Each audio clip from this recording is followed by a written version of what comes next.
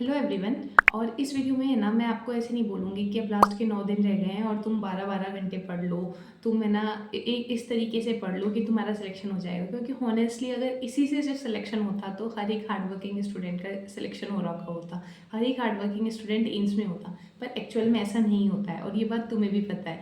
इसका मतलब है कि लास्ट टाइम पे स्टूडेंट बहुत मिनिमम एक ऐसी गलती करते हैं जिसकी वजह से उनकी रैंक बन भी सकती है और बिगड़ भी सकती है। तो हम आज उसी के बारे में बात करेंगे कि यार तुम लास्ट टाइम पे बस ये मिस्टेक मत करो, क्योंकि मुझे पता है, मैं एम्स दिल्ली में पढ़ रही हूँ और ये चीज़ मैंने अपने प्रिपरेशन जर्नी में फाइंड आउट करी थी, और मैंने इतने बच्चों से अभी बात करी है टेलीग्राम पे। अब बात नहीं हो रही है, पर उससे पहले भी इतने सारे बच्चों के मेरे पास मैसेजेस आ रहे थे, तो मैं समझ गई थी कि ये गलती आप लोगों को बताना बहुत ज़रूरी है, नहीं तो आप लास्ट टाइम पे भटक जाओगे।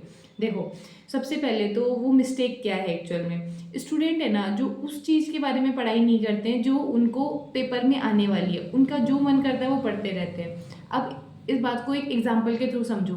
अभी तुम है ना वन शॉट देख रहे होंगे, अभी बहुत सारे पीडीएफ्स तुम्हें, मॉक टेस्ट और फ्री मटेरियल, जो स्टडी मटेरियल जो फ्री में तुम्हें हर जगह मिल जाएगा।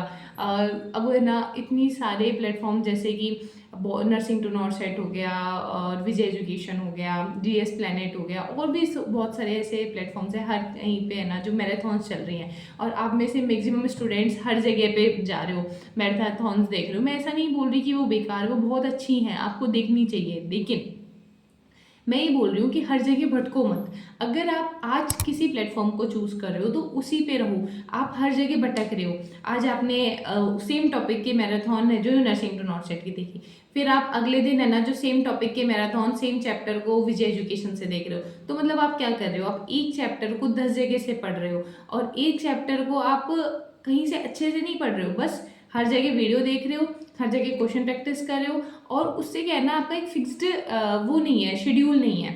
जैसे कि आप हर जगह स्टडी मटेरियल को लेते जा रहे हो बस, और फिर लास्ट में आपको ऐसा लग रहा है कि यार मैंने तो बहुत कुछ पढ़ लिया है। लेकिन एक्चुअल में आप ये सोचो कि अगर आपका कल पेपर होता, कल आपका एम्स का पेपर होता, तो क्या आप एक्चुअल में ऐसा करते? आप में से 90 स्टूडेंट ये बोलेंगे कि अगर हमारा एक्चुअल में कल एम्स का पेपर होता तो हम आज के दिन ये तो नहीं करते, आज के दिन हम खुद से रिवाइज करते। और मैं वही बोलना चाह रही हूँ, क्योंकि आप पेपर में रिकॉल ही नहीं कर पाओगे, आपने पूरे साल भर अपने नोट्स पढ़े हैं, ठीक है, और आज आप अपने नोट्स को छोड़ के और वीडियोस लेक्चर्स की तरफ जा रहे हो। अगर आपसे नोट्स पढ़े नहीं जा रहे हैं, आपका भी सिलेबस नहीं हुआ है, तो फिर भी मैं बोल सकती हूँ कि आपको है ना जो इस वक्त मैराथन्स की तरफ जाना चाहिए। लेकिन जब आपका सिलेबस हो चुका है, पूरी साल भर आपने अच्छे से अपने नोट्स पढ़े हैं, तो आप अपने नोट्स पे टाइम दो, क्योंकि जितना रिकॉल आप अपने नोट्स को पढ़ के कर पाओगे ना, उतना आप कैसे भी नहीं कर पाओगे।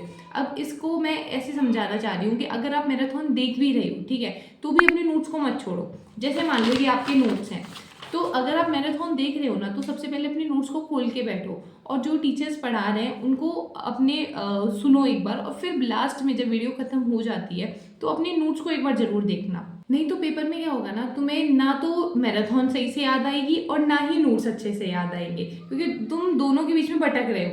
अब एक और चीज़ जो बहुत सारे बच्चे मुझसे पूछ रहे थे कि दीदी हमारे मार्क्स है ना जो फ्लक्चुएट होते हैं, हमारे मार्क्स आते ही नहीं है अच्छे मॉक में। लाइक एक टेस्ट में अगर आपके मार्क्स 40 आ रहे हैं और दूसरे टेस्ट में आपके मार्क्स 70 आ रहे हैं, 75 आ रहे हैं, या फिर एक टेस्ट में बहुत कम मार्क्स आ जाते हैं, एक में बहुत ज़्यादा। अब बताओ ये एक्चुअल प्रॉब्लम क्या है मार्क्स फ्लक्चुएट होने की? क्योंकि तुम क्वेश्चन को समझते नहीं हो, तुम रटते हो। और अगर तुम्हारा वो क्वेश्चन जो तुमने देखा हुआ क्वेश्चन है वो आ जाता है पेपर में, जब तो तुम्हारे मार्क्स बहुत अच्छे आ जाते हैं, लाइक 70 के अप्रॉक्स आ जाएंगे। और अगर तुम्हारे देखा हुआ क्वेश्चन नहीं आ रहा है तो तुम 40 के अप्रॉक्स आ जाएंगे। अब आप ये बताओ मुझे एक बार कि क्वेश्चन को रटने की बजाय समझो, क्योंकि ऐसा तो है नहीं कि जो आपको टीचर्स करा रहे हैं, जो आपको पीवाईक्यूज में कराया गया है, डिट्टो सेम क्वेश्चन आएगा? डिट्टो तो बिल्कुल नहीं आएगा। क्वेश्चन वेरी होगा, थोड़ा बहुत आपको अपना दिमाग लगाना पड़ेगा कि उस क्वेश्चन में आपको किस तरीके का फॉर्मूला अप्लाई करना है, क्योंकि सेम क्वेश्चन कभी नहीं आएगा पेपर में। और अगर आप आज यहाँ पे थोड़ा नए क्वेश्चन सॉल्व नहीं कर पा रहे, तो आप पेपर में कैसे करोगे? ऊपर से पेपर में तो आप पैनिक सिचुएशन में पहले से ही रहोगे। आपको क्या करना है, अभी जैसे नया क्वेश्चन कोई आता है तो पहले ये देखा करो कि गिवन क्या है, और गिवन क्या है, पूछा क्या गया है, कौन सा फॉर्मूला अप्लाई होगा, थोड़ा दिमाग लगा के सोचा करो। जब भी पेपर देते हो ना तो थोड़ा एक्टिवली चीज़ें करा करो, एक्टिव रहा करो, ताकि आपके दिमाग उस चीज़ को लेके ट्रेन हो। और पेपर देने से पहले थोड़ी बहुत क्वेश्चन प्रैक्टिस खुद से करा करो, ताकि आप उस चीज़ को याद कर पाओ कि इस टाइप के क्वेश्चंस ऐसे सॉल्व होते हैं। समझे मेरी बात को। अब एक चीज़ मैं बोलना चाह रही हूँ कि एक बार ट्राई करना, एक एक्सपेरिमेंट करके देखना कि एक पेज लेना, ठीक है, ये जैसे खाली पेज है वैसे एक खाली पेज लेना, और इसमें आपने जो चैप्टर बहुत अच्छे से पढ़ा है ना, बहुत बेस्ट तरीके से पढ़ा है, उस चैप्टर को लिखना। और आप नोट्स का यूज़ नहीं करोगे, आप कोई बुक का यूज़ नहीं करोगे, बस अपने रिकॉल करके खुद से लिखना। और फिर ये देखना कि तुम्हें कितना याद है। तुम्हें खुद को पता चल जाएगा कि एक्चुअल प्रॉब्लम क्या है, क्योंकि प्रॉब्लम पढ़ाई करना नहीं है, प्रॉब्लम ये है कि आपको पेपर में वो चीज़ याद आनी चाहिए। और पेपर में चीज़ें याद तभी आएगी तब तुम रिविजन अच्छे से करोगे। तुम अलग अलग जगह भटकने की बजाय एक चीज़ को 10 बार करोगे एक जगह से। कहने का मतलब है, अगर तुमने नोट्स पढ़े हैं पूरी साल भर तो नोट्स को ही अच्छे से पढ़ो दोबारा। अगर मैराथन देख रहे हो तो भी उसके बाद में नोट्स पे फोकस करो, क्योंकि पेपर में नोट्स याद आएंगी। समझे। अब एक और चीज़ पे बात कर लेते हैं। आप में से बच्चे है ना बहुत बड़ी गलती कर रहे हो इस वक्त कि आप मॉक टेस्ट के मार्क्स देख के डिमोटिवेट हो रहे हो। यार, मॉक टेस्ट का मतलब डिमोटिवेट होना नहीं होता है। मॉक टेस्ट का मतलब होता है कि वो आपको मोटिवेट करे कि आपके आज मार्क्स नहीं आ रहे हैं तो क्यों नहीं आ रहे हैं, मैं डबल मेहनत करूंगा ताकि मेरे कल अच्छे मार्क्स आए। समझे इस बात को। तो आपको क्या करना है, अगर मॉक टेस्ट में मार्क्स कम आ रहे हैं तो एनालिसिस करो एक बार अच्छे से कि क्या गलती हो रही है, और उसके बाद में अगला मॉक टेस्ट दो तो उन गलतियों को रिपीट नहीं करनी है, ठीक है। और डेली, अब 9 दिन रह गए हैं आपके पेपर के, तो डेली पर डे एक मॉक लगाना है, फुल सिलेबस का मॉक लगाना है। अभी तक जिन्होंने अभी तक पार्ट सिलेबस दिया था तो अब उनको भी फुल सिलेबस लगाना है। जहाँ से भी मिल रहा है फ्री मॉक आप दे सकते हो। मॉक टेस्ट जितना दोगे, एनालिसिस अच्छे से करोगे उतना अच्छा है। और फिर है ना, जो कल एक वीडियो आएगा उसमें मैं मेनली इम्पॉर्टेंट जो चैप्टर्स हैं उनके बारे में बताऊंगी कि अब लास्ट के 9 दिन में आपको क्या क्या चैप्टर्स पढ़ने हैं। और बिल्कुल छोड़ के मत जाना उन चैप्टर्स को, क्योंकि मैक्सिमम जो टॉपिक्स आते हैं वो इम्पॉर्टेंट चैप्टर्स में से आते हैं, तो आपको वो चैप्टर्स तो बिल्कुल भी मिस आउट नहीं करने हैं।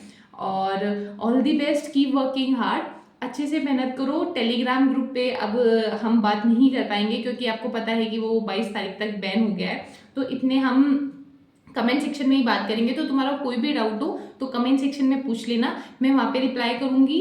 और कोई भी तरीके की दिक्कत हो तो हर चीज़ आप कमेंट सेक्शन में आपसे पूछना, क्योंकि हम कमेंट सेक्शन के थ्रू ही अब कनेक्ट करेंगे। और मैं नया जो नोटिफिकेशन कोई वीडियो का आएगा तो भी मैं पोस्ट डाल के ही करूँगी, तो आप चैनल को सब्सक्राइब कर लेना। और all the best, bye bye.